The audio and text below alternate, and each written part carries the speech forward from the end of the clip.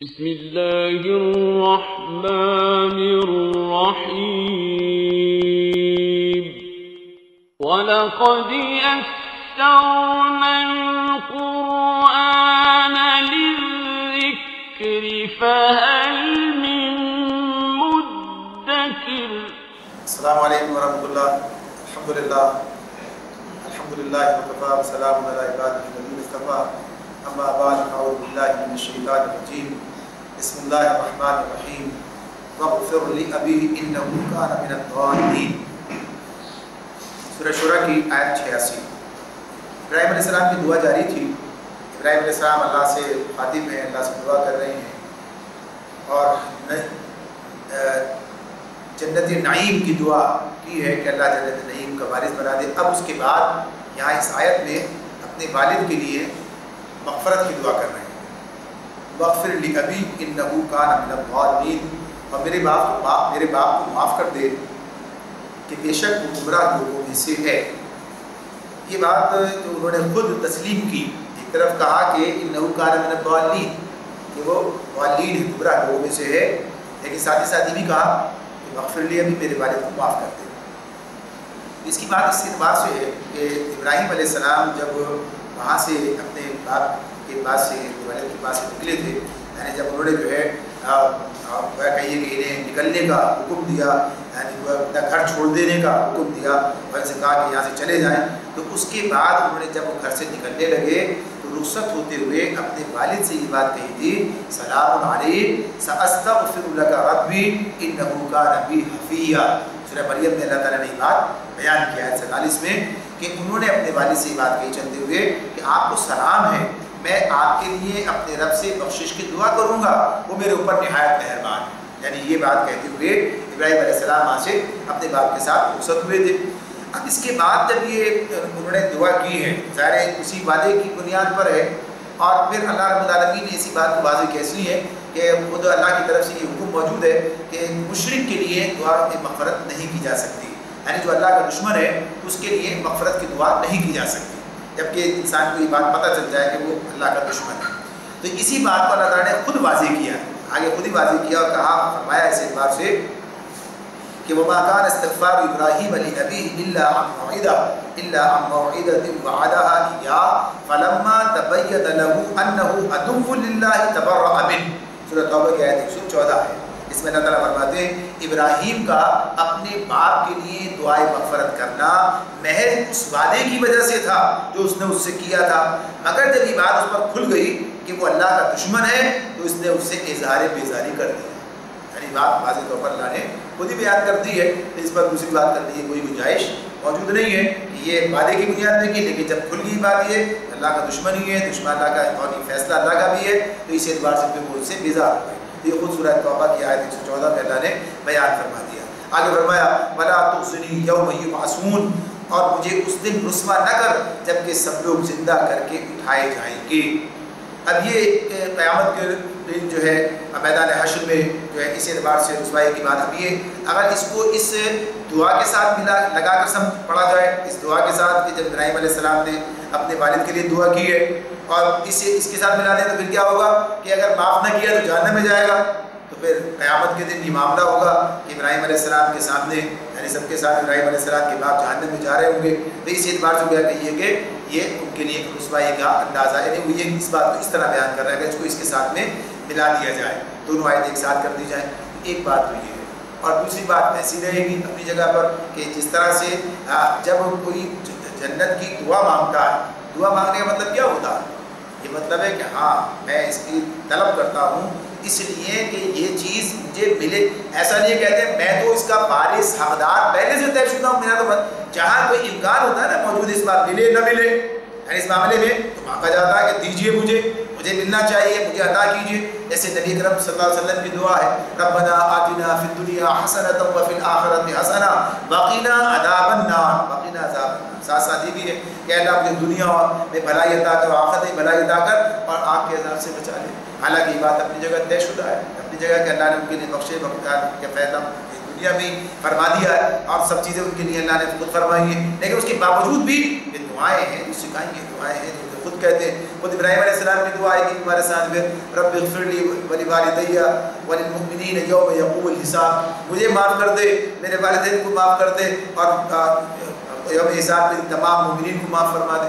یعنی یہ سب چیزیں اس طرح سے سامنے آتی ہیں. تو یہ اس طرح سے یہ دعا ساتھ ساتھ چل رہی ہے. اور پھر اس کے بعد کہتے ہیں یوم لا ینفع مال ولا بنون الا من اتى اللہ بقلب سلیم. اب وہ قیامت کا دن، وہ جو اس کی بات ہو رہی ہے کہ یوم یبعثون جو تھا، جس کی بات تھی کہ اس دن مجھے رسوا نہ کر، تو اس دن کے بارے میں کیا بتا رہے ہیں؟ یوم لا ینفع مال ولا بنون، وہ دن وہ ہے جس میں نہ مال کوئی فائدہ دے گا نہ اولاد، نہ مال کو فائدہ دے گا نہ اولاد، الا بجز اس کے من اتى اللہ بقلب سلیم، کہ کوئی شخص قلب سلیم لیے ہوئے اللہ کے حضور حاضر ہو، کوئی شخص قلب سلیم لیے ہوئے اللہ کے حضور حاضر ہو. تو یہ جو دو باتیں اس پر جو ہے کہی گئی ہیں، اس پر یہ جو دو جملے، یہ دو آیات آ گئی ابھی جو ہم نے پڑھی، یعنی یوم لا ینفع مال ولا بنون الا من اتى اللہ بقلب سلیم، کہ اس دن نہ مال کوئی فائدہ دے گا نہ اولاد، بجز اس کے کہ کوئی شخص قلب سلیم لیے ہوئے اللہ کے حضور حاضر ہو. ان فقروں کے بارے میں بعض مفسرین بات کہتے ہیں کہ یہ ابراہیم علیہ السلام کی دعا کا حصہ نہیں، بلکہ اللہ تعالیٰ کا اس دعا پر مزید اضافہ ہے. یعنی اللہ کا نے ان کے قول پر اضافہ کرتے ہوئے ارشاد فرما دیا ہے کہ یہ جو ہے کہ وہ دن تو ایسا دن ہے کہ جس دن اولاد بھی کا، جیسے ابراہیم علیہ السلام جو ہے اپنے باپ کے کام نہیں آ رہے ہیں اس دن، یعنی اولاد ہونے کے باوجود نبی ہیں، اللہ کے برگزیدہ رسول ہیں، لیکن باپ کو فائدہ نہیں پہنچ رہا ہے کہ نہیں، اس لیے قلب سلیم لے کے نہیں آیا. تو اس اعتبار سے بات یہ، تو ایک بات یہ بھی ہے. دوسری بات یہ کہ ابراہیم علیہ السلام کی خود اپنی ہی دعا ہے کہ وہ خود جو ہے وہ خود یہ الفاظ انہی کے ہیں. یعنی دوسری بات یہ، دونوں چیزیں اپنی جگہ پر موجود ہیں. تو اگر یہ ان کی بات ہے تب بھی بات یہی ہے کہ انہیں اس بات کا ادراک ہے، اس حقیقت کو وہ جانتے پہچانتے سمجھتے ہیں کہ ہاں یہ بات صحیح ہے. وہ دن وہ ہے کہ جس دن کچھ کام، نہ مال کام آئے گا نہ اولاد کام آئے گا. اگر کیا ہے، صرف اس وقت یہ چیزیں کام آ سکتی ہیں کہ جب انسان کے پاس قلب سلیم ہے، قلب سلیم لے کر اللہ کے حضور وہ حاضر ہوگا، تب یہ سے کام آئیں یہ چیزیں، یا یہ کہ قلب سلیم ہی کام آئے گا. یہ باتیں تو اس اعتبار سے. تو یہاں پر جو بات ہے کہ مال اور اولاد بھی قلب سلیم کے ساتھ نافع ہو سکتے ہیں، اس کے بغیر نہیں. مال دائرے سے بھی صورت مفید ہوگا کہ جب آدمی نے دنیا میں ایمان و اخلاص کے ساتھ اسے اللہ کی راہ میں صرف کیا ہوگا تبھی ہوگا، اور ورنہ مال جو جتنا بڑا مالدار ہو جو ہے اس کے پاس کچھ بھی نہیں ہوگا.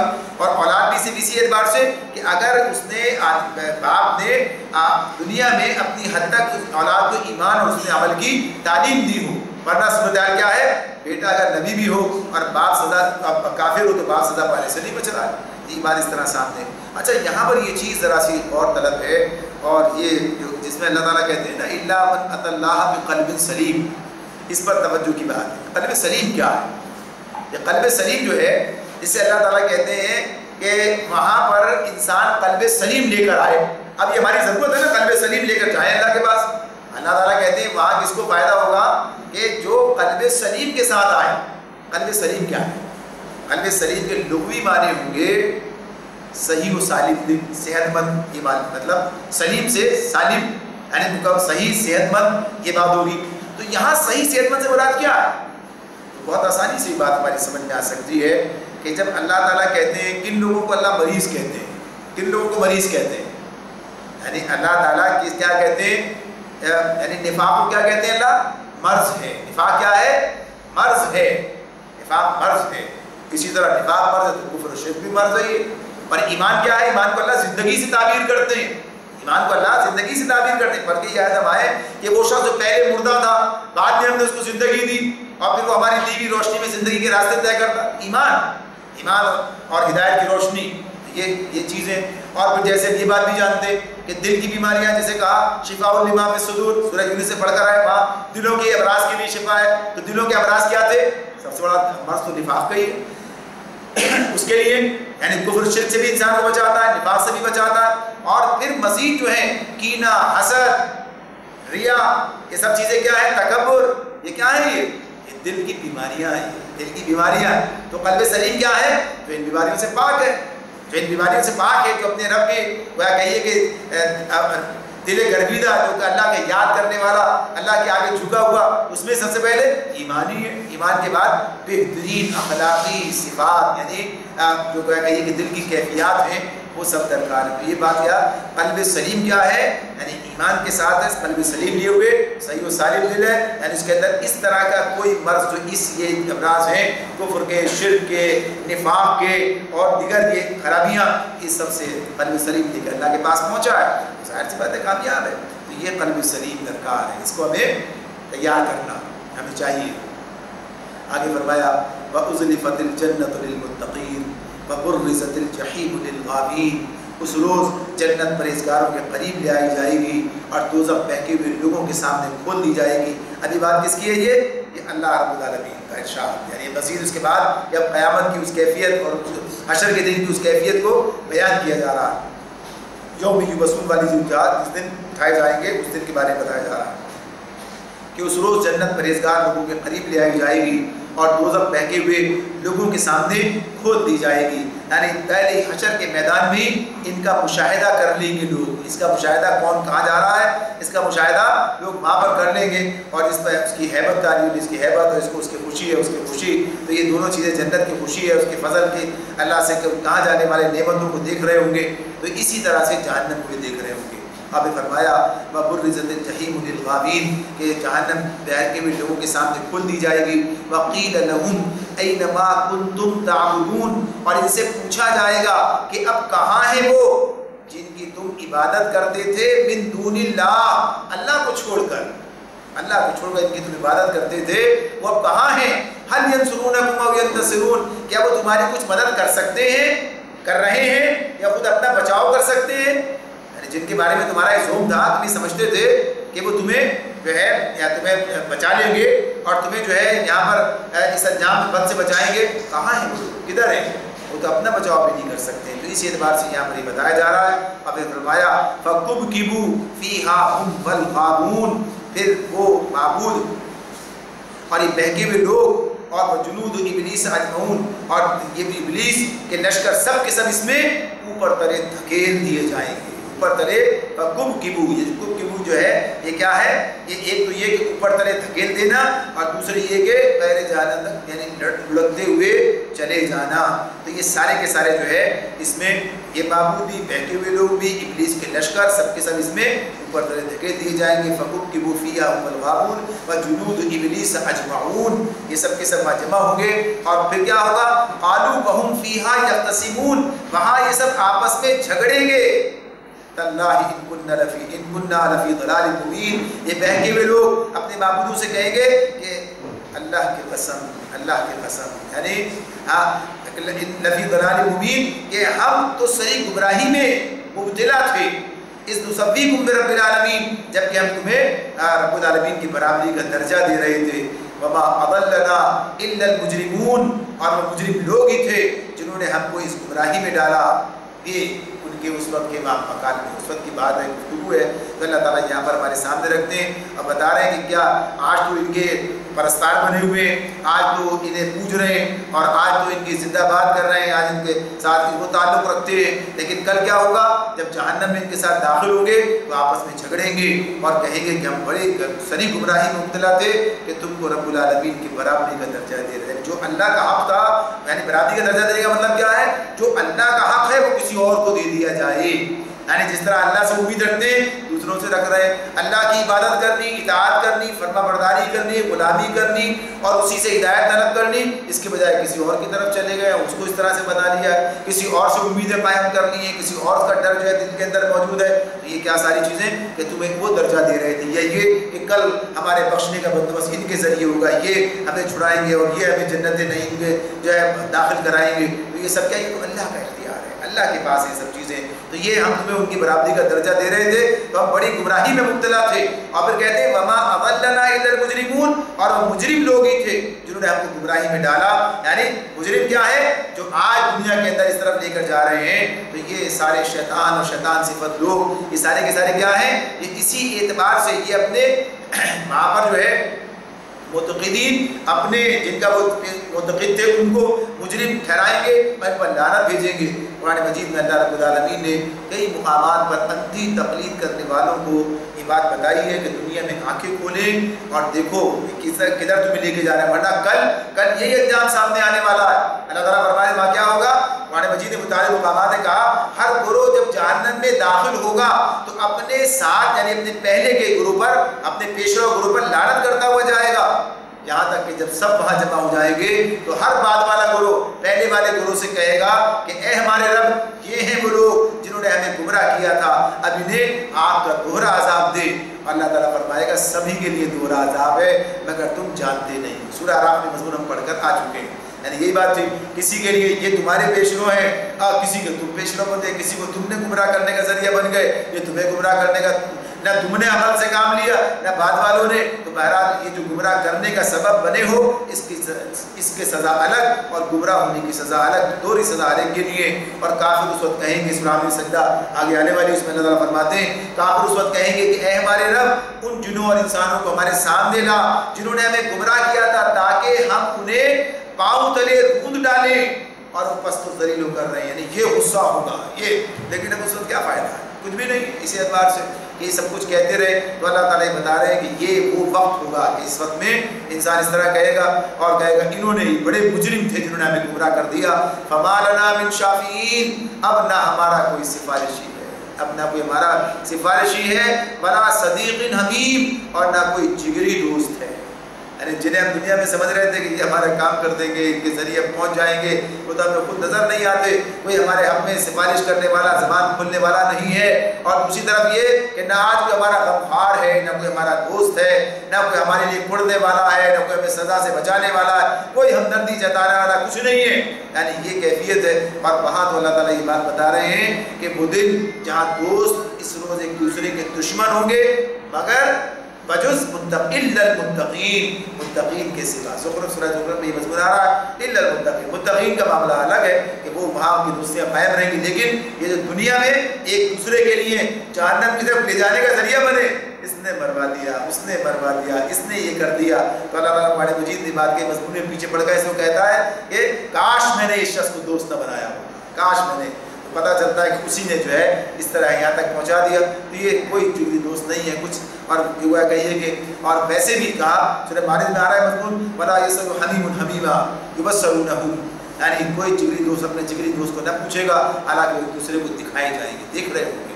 فلو ان لنا کرۃ فنکون من المؤمنین، کہیں گے کاش ہمیں ایک دفعہ پھر پلٹنے کا موقع مل جائے تو ہم مومن ہوں۔ یہ بات بھی کئی مرتبہ سامنے آ چکی ہے کہ یہ بات وہ کہتے ہیں، لیکن اللہ تعالیٰ بتاتے ہیں ایک بات تو یہ کہ موقع ہی نہیں، دنیا میں اللہ نے بھیج دیا، یہاں سمجھا دیا، پورا موقع دیا ہے، اب اس کے بعد کوئی موقع نہیں ہے، ایک بات۔ دوسری بات یہ فرمایا کہ اگر جائیں گے تو پھر وہی کریں گے، اس لیے کہ حالت امتحان میں جائیں گے، یہ چیزیں ان کے سامنے موجود نہیں رہیں گی، اجل ہو جائیں گی، پھر یہ حال ہو جائے گا، تو اس کی دلائل پیچھے گزر گئے۔ ان فی ذلک لآیہ وما کان اکثرهم مؤمنین، یقیناً اس میں ایک بڑی نشانی ہے مگر ان میں سے اکثر لوگ ایمان لانے والے نہیں ہیں، یعنی ابراہیم علیہ السلام کی اس قصے میں نشانی ان لوگوں کے لیے جن کے سامنے یہ بیان ہو رہا ہے ان کے لیے نشانی موجود ہے۔ تو اس اعتبار سے ایک نشانی کیا ہے؟ ایک تو یہ کہ یہ جو ان کے ساتھ ابراہیم علیہ السلام کا اپنے تعلق کا اظہار کر رہے ہیں، یہ دیکھ لیں کہ آج یہ کس مقام پر کھڑے ہیں اور محمد صلی اللہ علیہ وسلم کس مقام پر کھڑے ہیں۔ ایک تو یہ کہ پورے اس کے اندر یہ اپنے آپ کو دیکھ سکتے ہیں کہ آج جس طرح ابراہیم علیہ السلام شرک کے دشمن اور دعوت توحید کے نمبردار تھے، اسی طرح آج محمد صلی اللہ علیہ وسلم جو ہے یہ کام کر رہے ہیں، اور جس طرح ان کی قوم جو ہے جس طرح ضد اور ہٹ دھرمی کا شکار تھی، ایسے آج تم بھی جو ہے اسی طرح سے۔ اور دوسری جو ہے بات اسی میں ہے کہ قوم ابراہیم دنیا سے مٹ گئی اور ایسی مٹی ان کا نام و نشان تک باقی نہیں ہے، اور ابراہیم علیہ السلام کا نام زندہ ہے، ایسے ہی کل محمد صلی اللہ علیہ وسلم کا نام زندہ رہے گا، زندہ ہے۔ اور قریش مکہ کا، مشرکین مکہ کا آج کوئی پوچھنے والا نہیں، مشرکین مکہ کا کوئی پوچھنے والا نہیں ہے، تو یہ بات ثابت ہو رہی ہے، تو یہ بات اس وقت میں سے بتائی جا رہی ہے کہ دیکھو جیسے دوسری قوموں کا حال ہوا ایسے ان کا بھی حال ہوگا، تو تم بھی اپنے آپ کو کدھر شامل کرنا چاہتے ہو، تو بڑی نشانی ہے اگر سوچو۔ فرمایا وَإِنَّ رَبَّكَ لَهُوَ الْعَزِيزُ الرَّحِيمُ، بے شک تمہارا حقیقت یہ ہے کہ تمہارا رب زبردست بھی ہے اور رحیم بھی۔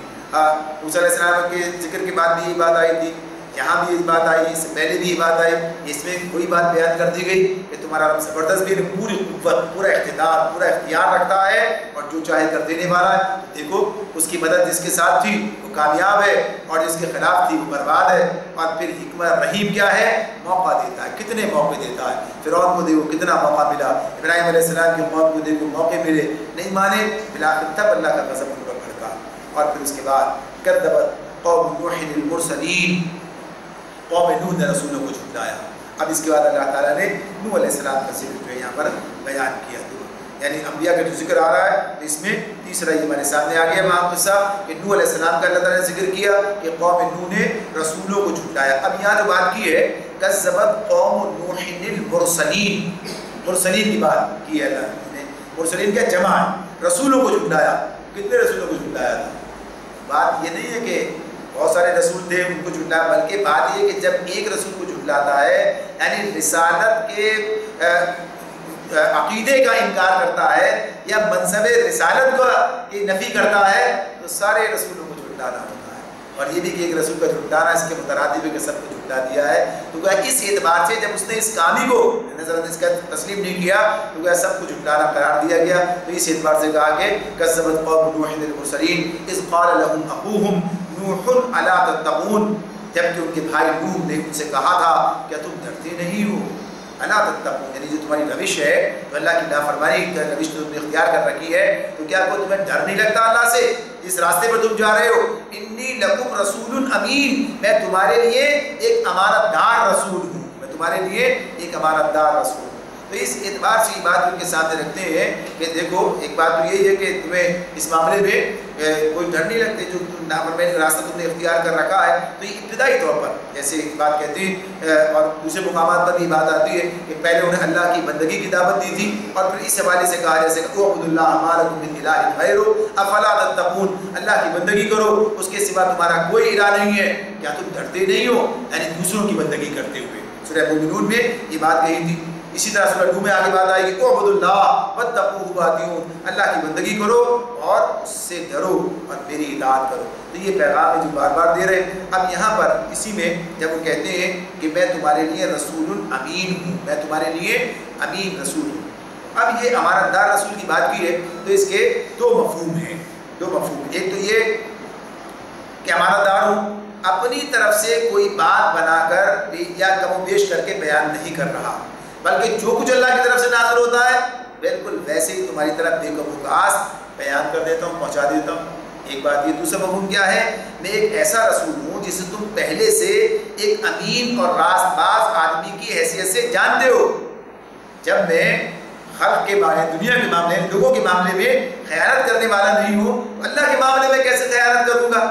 یعنی بات سوچنے کی ہے. لہٰذا جو کچھ میں کہہ رہا ہوں اسے سنجیدگی سے سنو, اس پر غور کرو اور پھر فاتقوا اللہ واطیعون, لہٰذا تم اللہ سے ڈرو اور میری اطاعت کرو. یہ رسول کا پیغام ہے, یہ رسول کا پیغام ہے, اللہ سے ڈرو اور میری اطاعت کرو. یعنی رسول امین ہونے کا لازمی کیا تقاضا یہ ہے کہ تم دوسرے سب مطاعوں کو چھوڑ کر صرف میری اطاعت کرو. یعنی اللہ کی, اس لیے کہ رسول کی اطاعت دراصل اللہ کی اطاعت ہے, جس میں اللہ تعالیٰ کہ وما ارسلنا من رسول الا لیطاع باذن اللہ, ہم نے کوئی رسول نہیں بھیجا مگر اس لیے کہ اس کی اطاعت کی جائے اللہ کے حکم کی بنیاد پر. اور پھر ساتھ ہی ساتھ اللہ تعالیٰ یہ بھی کہتے ہیں کہ اس نے رسول کی اطاعت کی, اسے در حقیقت اللہ کی اطاعت کی. من یطیع الرسول فقد اطاع اللہ. تو یہ سب رسولوں کے لیے بات ہے. تو نوح علیہ السلام کے بارے میں بھی بات ہے, وہ کہتے ہیں کہ میری اطاعت کرو.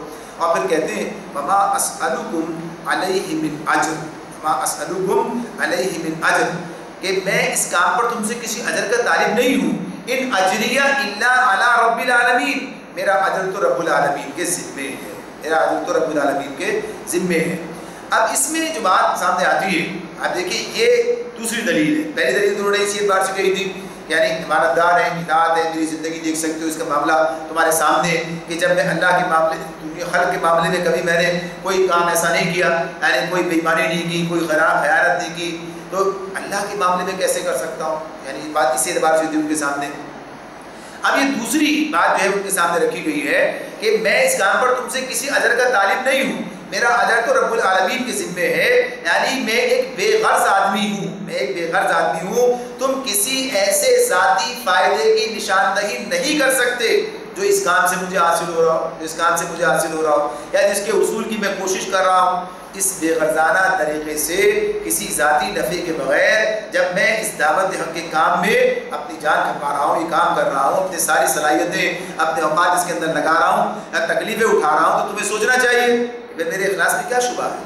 یعنی یہ دو بڑی دلیلیں ہیں جو قرآن نے بار بار بیان کی ہیں انبیاء علیہ السلام کی صداقت کے حوالے سے، اور یہ بڑی زبردست کسوٹی ہے، یعنی اس کو آپ کسی بھی انسان کے لیے دیکھ سکتے ہیں جو کام کر رہا ہو تو اس کے بارے میں دیکھ سکتے ہیں. تو نبی کی بات ہے یہ. اب نبی کے راستے پر چلنے والے بے غرضانہ مصلحین ان کے بارے میں بھی آپ کو یہ بات ملے گی، یعنی ان کے اپنی ذاتی کر، لیکن ظاہر نبوت کی بات تو نبوت کی ہے اور مصلحین کی بات مصلحین کی ہے، وہ بات اس طرح نہیں، لیکن پھر بھی وہ پرتو ان کی زندگی میں نظر آئے گا اور انہیں ایسا بننا چاہیے، ایسا بننا چاہیے. تو وہاں نبوت کے معاملے میں کیا ہے؟ وہاں پر یہ بات ہے کہ نبی ہمیشہ اپنے زمانے میں اپنے قوم کے درمیان ایک سچا اور راست باز آدمی ہوتا ہے، کھرا آدمی ہوتا ہے، اور ایک غیر متعصب جسے تعصب کا شکار نہ ہو وہ آدمی مشکل ہی سے یہ شک کر سکتا ہے کہ یہ آدمی اللہ کے نام پر کھڑ کر اتنا بڑا جھوٹ بولے گا.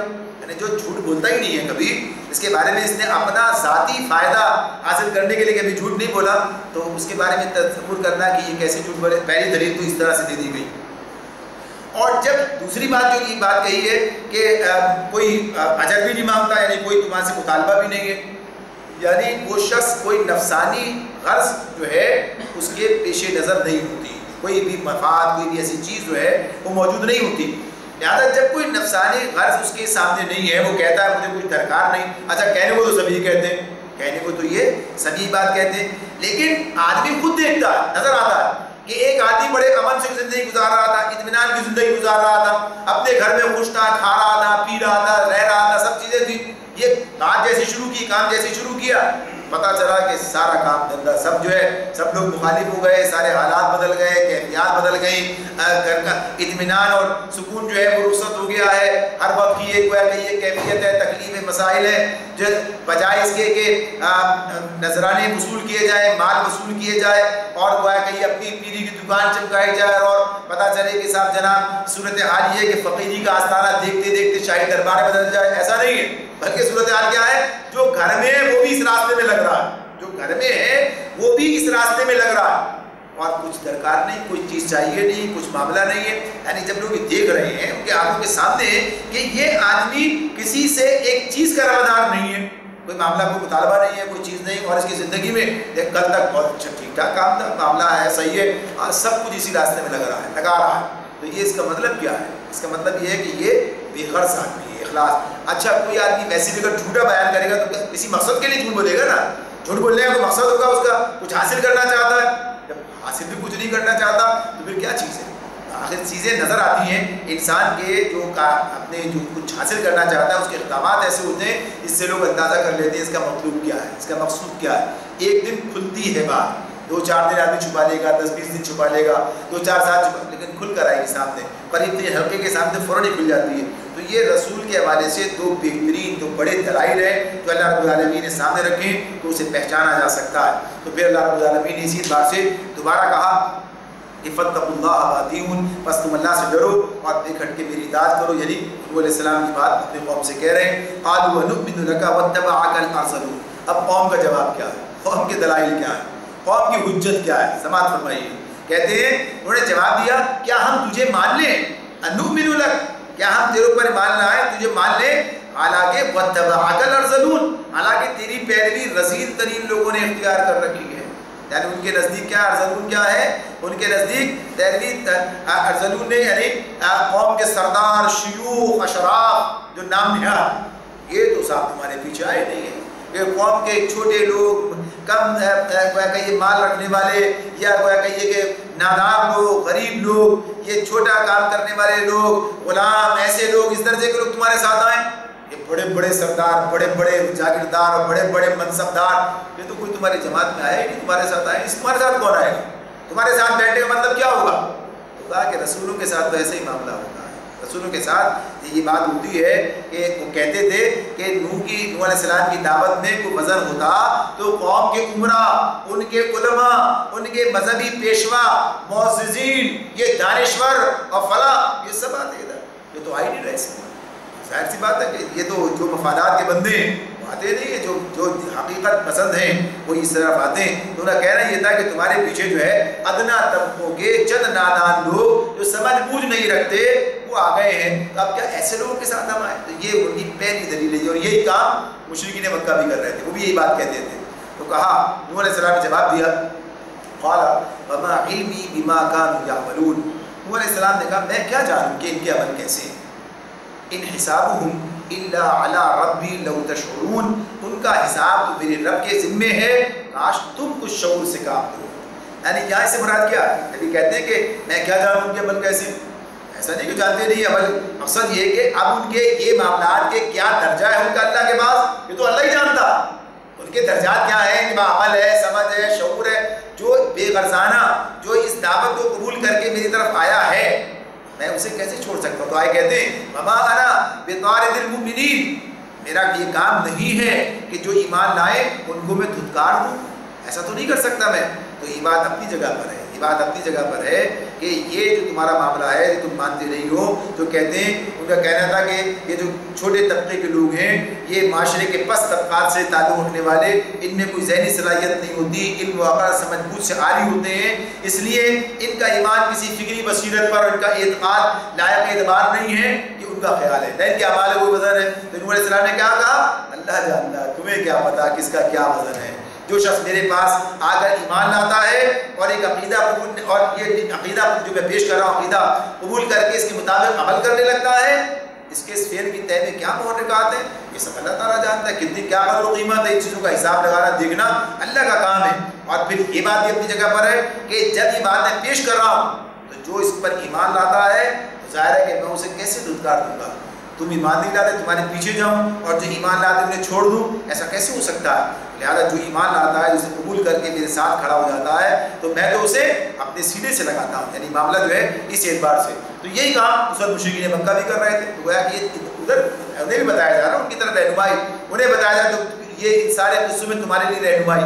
آخر میں یہ بات آتی ہے تو وہاں بھی یہ معاملہ ان آیات کے نزول کے زمانے میں موجود تھا کہ جو نبی اکرم صلی اللہ علیہ وسلم کے ساتھ کفار مکہ کر رہے تھے، وہ کہتے تھے کہ جیسے نوح علیہ السلام قوم کے لوگ کہہ رہے ہیں، وہ بھی کہتے تھے کہ ہم آخر بلال، عمار، صہیب اور ایسی جیسے غلام جو ہیں ان کے ساتھ کام پیشہ لوگوں کے ساتھ ہم کیسے بیٹھ سکتے ہیں؟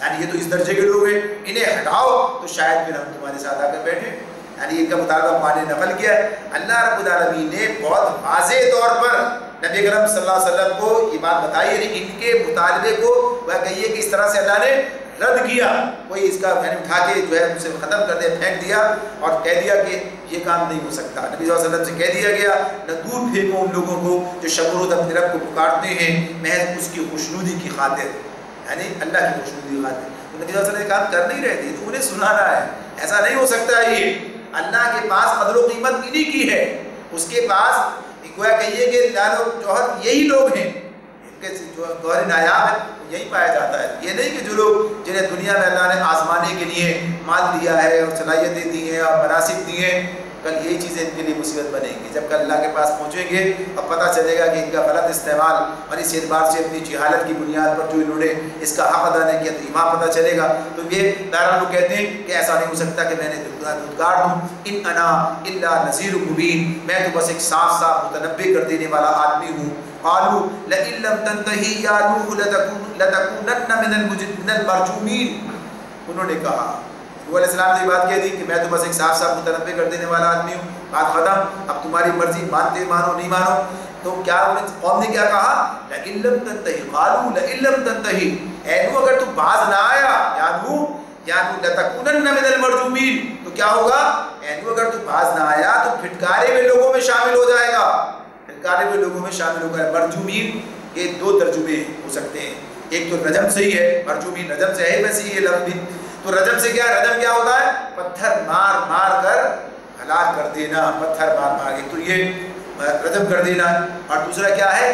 مغلظات، مغلظات کے ساتھ کسی کو ہدف بنا لینا، جہاں سے ہر طرح سے دھتکارا جائے، یہ سارا اس کا جو ہدف بنا کے کام کرنا۔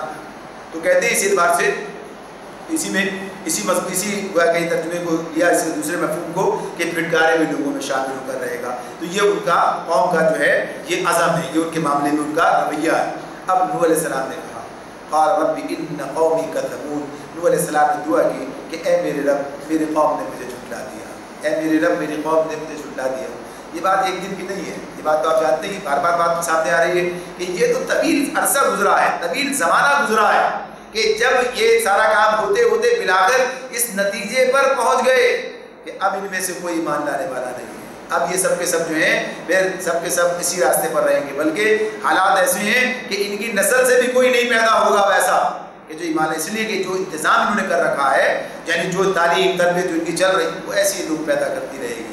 تو کہتے ہیں کہ میرے نبی علیہ السلام کہتے تھے اللہ تعالیٰ سے قال رب ان قومی کذبون، ہے میرے رب میری قوم نے مجھے جھٹلا دیا ہے، فافتح بینی و بینہم فتحا ونجنی ومن معی من المؤمنین، اب میرے ان کے درمیان تو ٹوک فیصلہ کر دے اور مجھے اور جو مومن میرے ساتھ ہیں ان کو نجات دے، ان کو نجات دے تو انہیں کیا کر، پکڑ لے، انہیں عذاب دے، مجھے نجات دے تو انہیں عذاب دے۔ تو یہ اس کے نتیجے کی بات ہے، یعنی اب یہ دعا ہے کہیے کہ نے آپ کے لیے کہ اب یہ ان کے اندر کوئی خیر باقی نہیں ہے، اب فیصلہ ہو جانا چاہیے۔ فَأَنْجَيْنَاهُ وَمَن مَّعَهُ فِي الْفُلْكِ الْمَشْحُونِ، آخرکار ہم نے اس کو اور اس کے ساتھیوں کو ایک بھری ہوئی کشتی میں بچا لیا۔ اس کشتی میں یہ سارا ذکر پورا پیچھے گزر بھی چکا ہے، پھر آگے بھی آ جائے گا۔